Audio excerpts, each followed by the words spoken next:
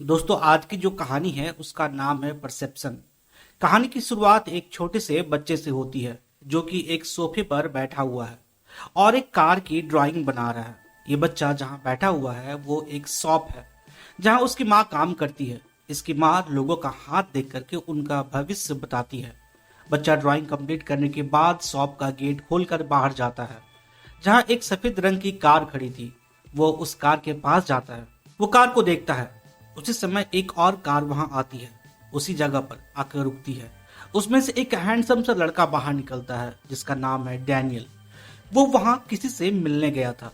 वो जहां काम करता था वो लोग इस जगह पर पुरानी दुकानों और बिल्डिंगों को तोड़ करके नया बनाना चाहते थे। जब वो लड़का बात कर रहा था तब वो छोटा सा बच्चा डैनियल की कार में जाकर के बैठ जाता है। इसके बाद डैनियल अपनी कार में आता है और वहां से जाने लगता है। तभी वो देखता है कि उसके पीछे वाली सीट पर एक बच्चा बैठा हुआ है। वो कार को वापस शॉप के पास रोकता है, फिर बाहर आकर उस बच्चे को निकाल कर कहता है कि तुम कौन हो और मेरी गाड़ी में कैसे आए। बच्चा चुप था, वो कुछ नहीं बोल रहा था।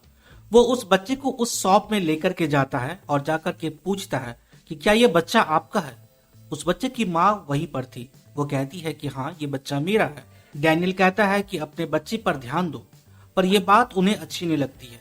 क्या तुम ये कहना चाहते हो कि मैं अपने बच्चे का ध्यान नहीं रखती। पर डैनियल ने बात को संभाला और उसकी माँ जिसका नाम नीना था उसे भी लगा कि ये ठीक बोल रहा है। वो उसे थैंक्स कहती है और कहती है कि अगर तुम चाहो तो मैं तुम्हें एक रीडिंग दे सकती हूँ, वो भी फ्री। यानी वो उसका हाथ देखना चाहती थी। डैनियल ने कहा कि ठीक है। उसके बाद वो डैनियल को अंदर के रूम में लेके जाती है। उसके बाद वो उसका हाथ देखती है और उसे बताती है कि तुम काफी मजबूत हो और तुम्हें प्रमोशन भी मिलने वाला है, तुम्हें बहुत ज्यादा पैसे मिलने वाले हैं, पर तुम अकेले हो। फिर अचानक वो चौंकती है। वो कहती है कि कोई तुम्हारे साथ है। ये पूछता है कि कौन। तब वो कहती है कि शायद तुम्हारी वाइफ। उसे लगता है कि तुम उसे अपने साथ रखते हो। इतना कहकर वो रुक जाती है। डैनियल कहता है कि बस, क्या तुम उससे बात कर सकती हो। नीना कहती है कि हाँ, पर यह आसान नहीं है, रूहों से बात करने में समय लगता है। डैनियल कहता है कि वो अपनी वाइफ को बहुत याद करता है जो कि बहुत जल्दी इस दुनिया से चली गई। तुम्हें जितना भी वक्त लेना है लो, पर मैं उससे बात करना चाहता हूँ। ये मीटिंग यहीं खत्म हो जाती है। डैनियल वहां से चला जाता है। नीना अपने शॉप को पार्टनरशिप में चलाती थी। उसका जो पार्टनर था उसका नाम था जेरो। वह कहता है कि तुम्हें तो अच्छा क्लाइंट मिल गया जो देखने में हैंडसम है और बहुत पैसे वाला भी। नीना उसे बताती है कि उसकी वाइफ अब इस दुनिया में नहीं है, पर जब मैं उससे मिली तो मुझे कुछ महसूस हुआ। अगले दिन नीना अपने बेटे को, जिसका नाम हुगो था, उसे स्कूल लेके जाती है। उसकी टीचर उससे कहती है कि आजकल हुगो थोड़ा गुस्से में रहता है, क्या घर में कुछ हुआ है। नीना कहती है कि नहीं, ऐसी तो कोई बात नहीं है। फिर वो उसे एक प्राइवेट स्कूल के बारे में सजेस्ट करती है और वो कहती है कि आप हुगो का एडमिशन वहां करा दे। हालांकि ये थोड़ा महंगा है पर उसके लिए बहुत अच्छा होगा। हुगो कभी कुछ नहीं बोलता था, वो बस पेंटिंग बनाते रहता था। इधर डैनियल का प्रमोशन हो जाता है। उसके बॉस उसके काम से बहुत खुश थे। प्रमोशन के साथ उससे पैसे भी बढ़ जाते हैं। अगले दिन वो फिर नीना से मिलने जाता है और उसे कहता है कि वो मैगी यानी अपनी वाइफ जो कि मर चुकी है उससे बात करना चाहता है, पर नीना उसे ऐसा करने के लिए मना करती है। वो कहती है कि ये खतरनाक हो सकता है, पर डैनियल ये सब नहीं सुनता। वो बस कहता है कि मुझे किसी भी तरह से उससे बात करनी है। तब नीना कहती है कि ठीक है, पर इसके लिए पैसे लगेंगे। ये कहता है कि कितना। वो कहती है $500। ये कहता है कि ठीक है, वैसे तुम्हारी प्रमोशन वाली बात सही निकली। इसके बाद ये सेशन शुरू होता है।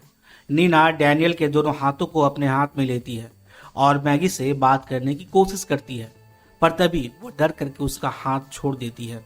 वो उसे कहती है कि तुम्हारी वाइफ बहुत गुस्से में है, वो कुछ कहना चाहती है। एक बार वो आ गई तो फिर वो अपने मन से ही यहाँ से जाएगी।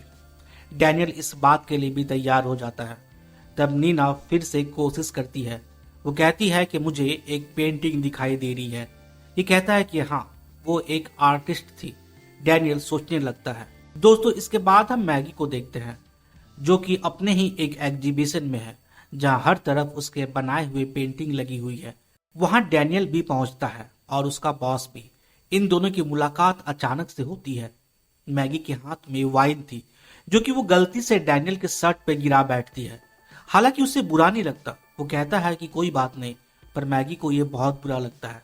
वो उसे बाथरूम में लेकर जाती है। उसके शर्ट के दाग को हटाने के लिए वो पानी से साफ करने की कोशिश करती है, पर साफ नहीं होता। फिर वो उसे शर्ट उतारने के लिए कहती है। वो ये भी करता है, पर दाग नहीं जाता। बेचारी घबराई हुई थी। ये कहता है कि बाहर जो फेस वाला एक पेंटिंग है, क्या वो तुमने बनाया है? तब उसने कहा कि हाँ, पर अच्छी नहीं है। और डैनियल कहता है कि नहीं, पेंटिंग तो बहुत अच्छी है। थोड़ी देर ये बात करते हैं। इसका शर्ट पूरा भीग गया था, पर मैगी कहती है कि सब मेरा बाहर वेट कर रहे हैं, मुझे जाना होगा। मैं बाद में तुम्हारे शर्ट का कुछ करती हूँ। इससे पहले वो डैनियल को किस करती है, जो कि उसे अच्छा लगता है। और आज ये सेशन यहीं खत्म हो जाता है। नीना अपने माँ के साथ रहती थी। ये सब जो वो कर रही थी, ये उसने माँ से सीखा था। इसी दिन रात में उसकी माँ उसे कहती है कि मुझे कुछ महसूस हो रहा है, कोई रूह हमारे आसपास है। पर नीना इस बात पर ध्यान नहीं देती। उसे इस काम के लिए डैनियल से ठीक ठाक पैसे मिल रहे थे। अगले दिन डैनियल फिर आता है और ये सेशन शुरू होता है, जहां हम फिर से मैगी को देखते हैं। पहले दिन मिलने के बाद ये दोनों फिर से मिलते हैं। दोनों एक साथ फिजिकल होते हैं। कुछ देर बाद मैगी उठती है और पेंटिंग बनाने लगती है।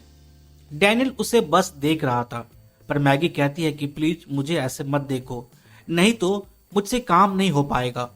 अभी एक बहुत ही अच्छा आइडिया मेरे दिमाग में आया है और मैं बस अपने काम पर फोकस करना चाहती हूँ। ये कहता है कि क्या तुम मुझे जाने के लिए बोल रही हो?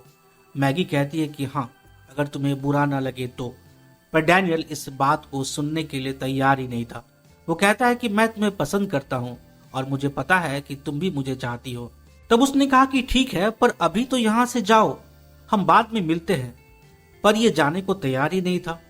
तब वो कहती है कि देखो, अभी हम दोनों एक दूसरे को अच्छे से जानते भी नहीं है, ये सब बहुत जल्दी हो रहा है। मैगी इस बात पर गुस्सा हो जाती है। दोस्तों, इसके बाद हम डैनियल और नीना को देखते हैं। डैनियल इस बात पर गुस्सा हो जाता है कि तुम ये सब मुझे क्या दिखा रही हो, वो मुझसे बहुत प्यार करती थी, छोड़ो, तुमसे ये सब नहीं हो पाएगा। वो उसे पैसे देता है और वहां से निकल जाता है। पर वहां से जाने के बाद उसे हर जगह बस मैगी ही दिखती है। वो इस बात से परेशान हो जाता है। उसे हर लड़की में मैगी दिखती है। वो फिर से नीना से मिलने जाता है, पर शॉप पर वो नहीं थी। उसका पार्टनर था, जो उसे नीना का पता बताना नहीं चाहता था, क्योंकि नीना ने लास्ट सेशन के बाद बोला था कि शायद ये यहाँ दोबारा नहीं आए। तब डैनियल उसे सॉरी कहता है, उसे कुछ पैसे देता है। इसके बाद वो डैनियल को नीना का एड्रेस बता देता है। वो उसके पास पहुंचता है। नीना उसे देख करके कहती है कि तुम यहाँ पर कैसे आए? इस पर डैनियल कहता है कि मुझे मैगी से बात करना बहुत जरूरी है।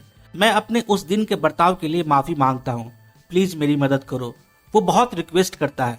तब नीना कहती है कि ठीक है, पर यहाँ नहीं। डैनियल उसे अपने घर लेके जाता है। वहां वो एक कैंडल जलाती है। नीना मैगी की आत्मा से कहती है कि मैगी, हम एक चैनल शुरू कर रहे हैं।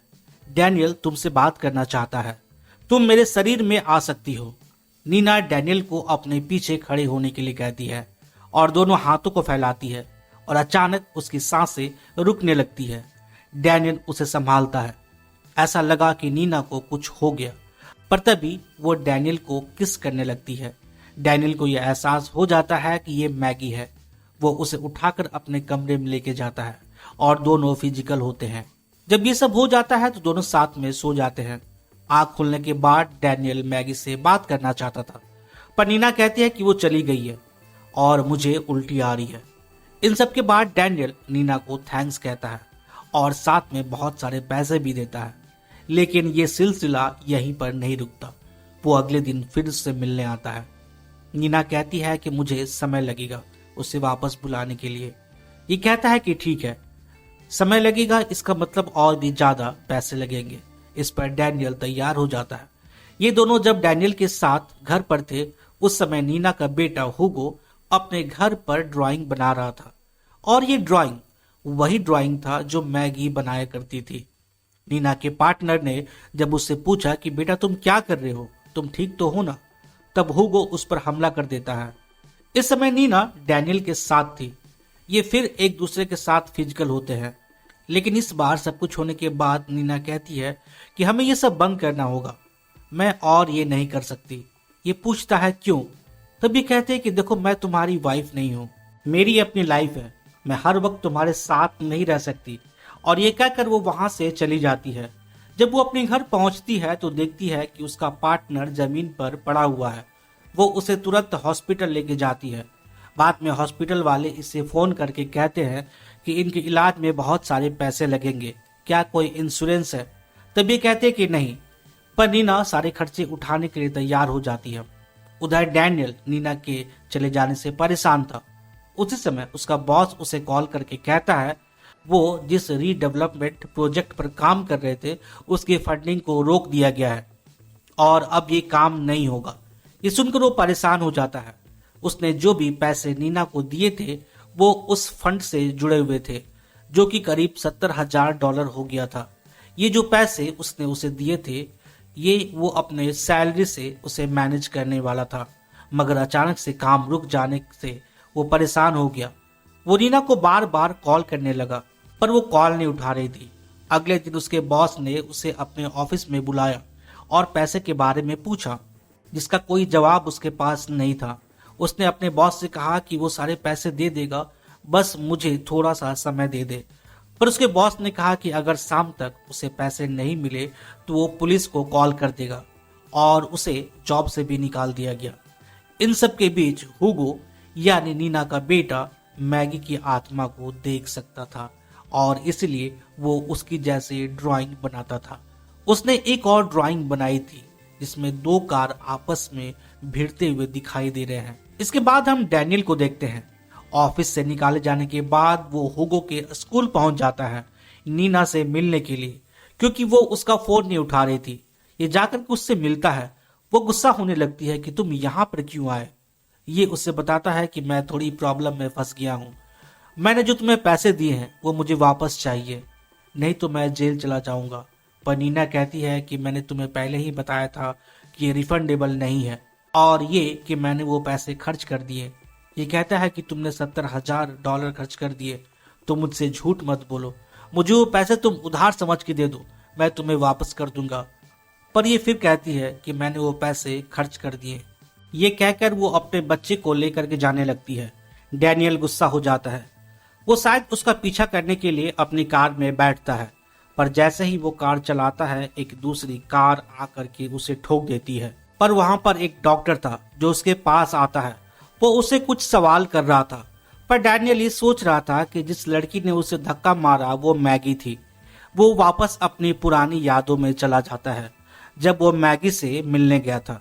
वो मैगी के पास जाता है और कहता है कि मैं तुम्हारे बिना नहीं रह सकता और मुझे पता है कि तुम भी यही चाहती हो। मैगी कहती है कि ऐसा कुछ नहीं है, पर डैनियल कहता है कि तुम्हारी पेंटिंग से यही पता चलता है कि तुम मेरे बिना नहीं रह सकती और हम साथ में रह सकते हैं, हम कभी एक दूसरे का साथ नहीं छोड़ेंगे। डैनियल बिल्कुल पागल जैसा करने लगता है। मैगी उसे घर से जाने को कहती है, पर यह जाता नहीं है। वो गुस्से में उसकी एक पेंटिंग फाड़ देता है जिस पर कि वो काम कर रही थी। वो बहुत गुस्सा हो जाती है। वो उसे तुरंत जाने के लिए कहती है। डैनियल किसी तरह से रोते हुए वहां से निकल जाता है। इसके बाद उसे होश आता है। एक्सीडेंट के बाद वो अपने घर जाता है और एक बैग में कुछ कपड़े और पैसे डालता है। एक बार तो सोचता है कि वो खुदकुशी कर ले, पर वो ऐसा कर नहीं पाता। इधर नीना अपने घर में अपने बच्चे के साथ थी। हुगो पेंटिंग बना रहा था। तब उसकी नजर पेंटिंग पर जाती है और उसे कुछ याद आता है। ये तो मैगी की पेंटिंग है, क्योंकि वैसी पेंटिंग उसने डैनियल के घर पर देखी थी। वो जैसे ही हुगो को छूती है वो मैगी को महसूस करती है, वो मैगी को देख पाती है। जब वो एक दिन अपने घर से किसी फंक्शन के लिए बाहर जा रही थी, जाने से पहले वो अपनी माँ से बात करती है और फिर अपने कार निकाल करके वहां से चली जाती है। जाते जाते एक जगह पर उसे रुकना पड़ता है क्योंकि वहां पर आगे सड़क बंद था। पर तभी वो अपने कार के शीशे से जब पीछे देखती है तो डैनियल दिखता है जो उसका पीछा कर रहा था। उसे देख करके वो घबरा जाती है। वो अपनी कार को भगाने लगती है और भगाते हुए वो इमरजेंसी में कॉल करती है। तब उसका फोन हाथ से गिर जाता है और घबराहट में उसका कार का एक्सीडेंट हो जाता है।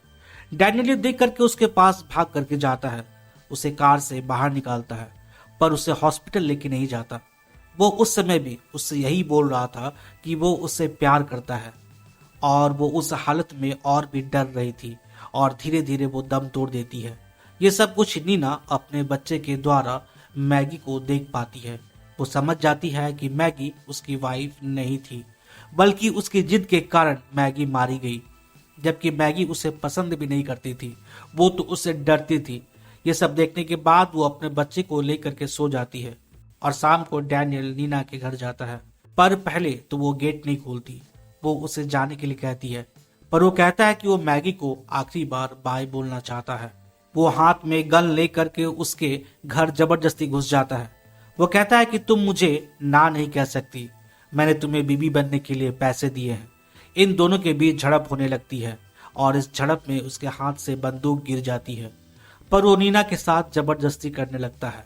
तभी एक गोली चलती है। ये गोली नीना के बेटे हुगो चलाता है, जिसमें डैनियल घायल हो जाता है। वो फिर भी उसे नहीं छोड़ता, पर फिर नीना एक क्रिस्टल लेकर के उसके माथे पर जोर से वार करती है, और वो गिर जाता है। डैनियल मारा जाता है। पुलिस नीना को लेकर के जाती है, और उसे सजा होती है, पर जेल में अच्छे बर्ताव के कारण केवल 18 महीने में ही उसे छोड़ दिया जाता है। वो घर जाती है, और जाकर उसके घर में जो पेंटिंग हुगो ने बनाई थी वो उसे जलाती है। अब हुगो बिल्कुल ठीक हो चुका था। अब वो बिल्कुल साधारण बच्चे जैसा था। नीना के आने से फैमिली में सभी खुश हो जाते हैं, और सभी अच्छे से रहने लगते हैं। और दोस्तों, ये कहानी यहीं खत्म हो जाती है।